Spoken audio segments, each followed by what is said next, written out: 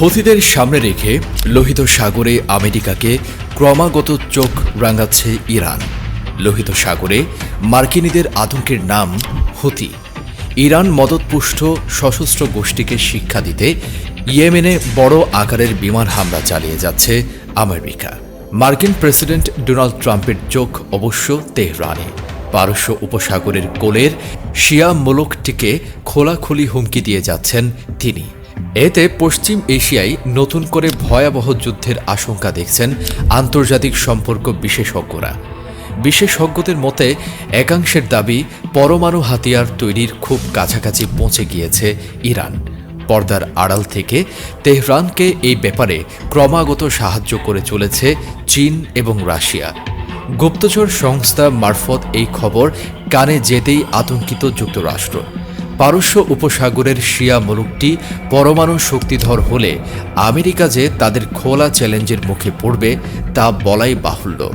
সম্প্রতি Oman উপসাগরে Hormuz প্রণালীর কাছে রাশিয়া এবং চীনের সঙ্গে যৌথ সামরিক মহড়া চালায় ইরানি নৌসেনারা। এর পোশাকি নাম ছিল মেরিটাইম সিকিউরিটি বেল্ট 2025। বিষয়টি নজরে আসতেই রক্তচাপ বেড়েছে যুক্তরাষ্ট্রে। কারণ তেহরান যেভাবে নৌশক্তি বৃদ্ধি করেছে তাতে ভবিষ্যতে পারস্য উপসাগর এবং লোহিত সাগর দিয়ে মার্কিন পণ্য চলাচলে বাধা সৃষ্টি করতে পারে তারা। বিশ্বের খনিজ তেল পরিবহনের বিশাল অংশ যায় পারস্য উপসাগর দিয়ে। তাছাড়া ভূমধ্যসাগর সুয়েজ খাল হয়ে লোহিত সাগর ঘুরে এশিয়া এবং ইউরোপের মধ্যে আনা নেওয়া চলে পৃথিবীর 12% পণ্যের। ইয়েমেনের হুথি বিদ্রোহীদের সামনে রেখে ইরান এই রাস্তা বন্ধ করলে আন্তর্জাতিক বাণিজ্যে বিরাট লোকসানের মুখে পড়বে ওয়াশিংটন। লোহিত সাগর এবং পারস্য উপসাগরের রাস্তা বন্ধ হলে আফ্রিকা ঘুরে ভারত বা দক্ষিণ পূর্ব এশিয়ার দেশগুলিতে পণ্য পরিবহন করা ছাড়া আমেরিকার সামনে আর কোনো পথ খোলা থাকবে না। দ্বিতীয়ত, পরমাণু হাতিয়ার হাতে এসে গেলে সরাসরি ইসরায়েলকে নিশানা করতে পারে ইরান। কারণ ইহুদিদের ওপর আক্রমণ চালানো যুক্তরাষ্ট্রকে যে টেনে যুদ্ধে নামানো যাবে তা ভালোভাবেই জানে তেহরান। এই পরিস্থিতিতে বিশ্লেষকদের একাংশ ধারণা করছে ইরানের পরিস্থিতিও ইরাকের মতো হতে পারে। 2003 সালের 20 মার্চ বাগদাদ আক্রমণ করে যুক্তরাষ্ট্রের যৌথ বাহিনী। ইরাকি প্রেসিডেন্ট সাদ্দাম হোসেনের কাছে গণবিধ্বংসী হাতিয়ার ওয়েপন অফ মাস ডিস্ট্রাকশন রয়েছে বলেও ওই সময়ে অভিযোগ তুলেছিল আমেরিকা। তবে বর্তমান পরিস্থিতি ভিন্ন। ইরান এখন বিপুল পরিমাণ সামরিক যুদ্ধাস্ত্র সমৃদ্ধ দেশ এবং পারমাণবিক অস্ত্র তৈরির দ্বার প্রান্তে। অনেকে ধারণা করেন ইরান পারমাণবিক অস্ত্র তৈরি করে ফেলেছে। ফলে ইরানের সরাসরি হামলা করতে চাইলে মার্কিনীরা বহুবার ভাববে। দীর্ঘদিন ধরেই ইরানের কট্টরপন্থী শিয়া শাসকদের সরিয়ে নিজেদের পছন্দ মাফিক কাউকে ক্ষমতায় বসাতে চাইছে ওয়াশিংটন। মার্কিন গুপ্তচরেরা যে সেই চেষ্টা করেননি এমনও নয়, কিন্তু অধরাই থেকে গিয়েছে সাফল্য।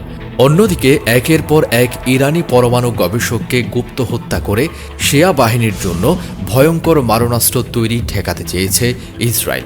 কিন্তু বর্তমান পরিস্থিতিতে এতদিনের যাবতীয় পরিশ্রম ব্যর্থ হতে চলেছে বলে মনে করছেন মার্কিন গোয়েন্দারা। আর তাই ইরানকে শিক্ষা দিতে উঠে পড়ে লেগেছেন প্রেসিডেন্ট ট্রাম্প।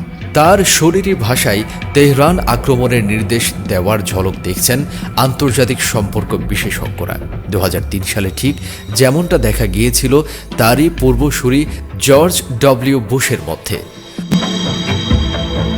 হুথিদের উপর বিমান হামলার পর নিজের সোশ্যাল মিডিয়া প্ল্যাটফর্মে এই নিয়ে একটি লম্বা পোস্ট করেন প্রেসিডেন্ট ট্রাম্প। সেখানে তিনি লেখেন, সমস্ত হুথি সন্ত্রাসীবাদীকে বলছি, তোমাদের সময় শেষ। আজ থেকে আক্রমণ বন্ধ করো। সেটা না করলে তোমাদের ওপর নরক বৃষ্টি নামবে, যা সহ্য করা সম্ভব নয়। এরপরই ইরানকে হুঁশিয়ারি দেন মার্কিন প্রেসিডেন্ট। তিনি বলেন, হুথিদের সমর্থন এবং সাহায্য করা অবিলম্বে বন্ধ করুক তেহরান, নইলে তার চরম মূল্য দিতে হবে। এই ব্যাপারে পাল্টা হুমকি দিয়েছে শিয়াও। ফলে পশ্চিম এশিয়ায় ভয়ঙ্কর যুদ্ধের কালো মেঘ ঘনাচ্ছে বলে মনে করছেন বিশ্লেষকেরা। গত 15ই মার্চ ইয়েমেনের হুথি বিদ্রোহীদের ঘাঁটিতে বিমান হানা চালায় মার্কিন বিমান বাহিনী সেন্ট্রাল কমান্ড।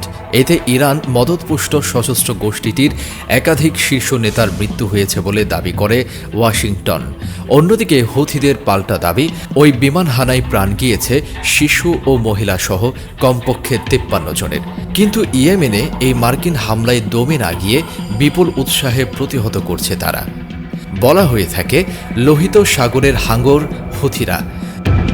যুক্তরাষ্ট্রের বিমান বাহিনী লক্ষ্য করে গত 48 ঘণ্টার মধ্যে অন্তত 3 বার আক্রমণ চালায় হুথি বিদ্রোহীরা। তাদের মূল লক্ষ্য ছিল ইউএসএস হ্যারি ট্রুম্যান নামের বিমান বাহিনীর রণতরী এবং ডেস্ট্রয়ার শ্রেণীর যুদ্ধজাহাজ।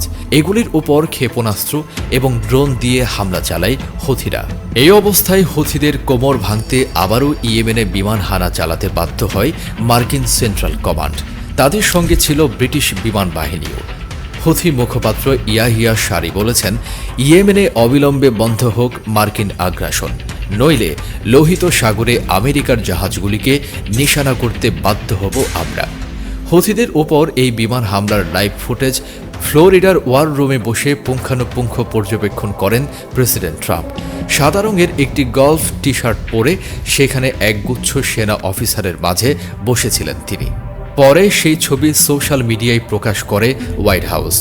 ওই অপারেশনের পরেই হুথি এবং ইরানকে সাবধান করে হুমকি দেন বর্ষিয়ান মার্কিন প্রেসিডেন্ট। আমেরিকার জাতীয় নিরাপত্তা উপদেষ্টা মাইকেল ওয়ালস জানিয়েছেন, অভিযান পুরোপুরি সফল হয়েছে। শুধু তাই নয়, আপাতত ইয়েমেনে বিমান হামলা অনির্দিষ্টকালের জন্য চালিয়ে যাওয়ার নির্দেশ দিয়েছেন তিনি। সৌদি আরবের সংবাদ মাধ্যম আল হাদাদ আবার জানিয়েছে, লোহিত সাগরে ইরানের একটি যুদ্ধজাহাজকে ডুবিয়েছে মার্কিন নৌবাহিনী। ডুবে যাওয়া জাহাজটির নাম ছিল জাগ্রোস। ওই এলাকায় এটি সিগন্যাল ইন্টেলিজেন্সের কাজ করছিল। এটি ইরানের একটি সবচেয়ে উন্নত গোয়েন্দা জাহাজ ছিল বলে জানা গিয়েছে। ইরান অবশ্য সৌদি আরবের দাবিতে পুরোপুরি খারিজ করে দিয়েছে।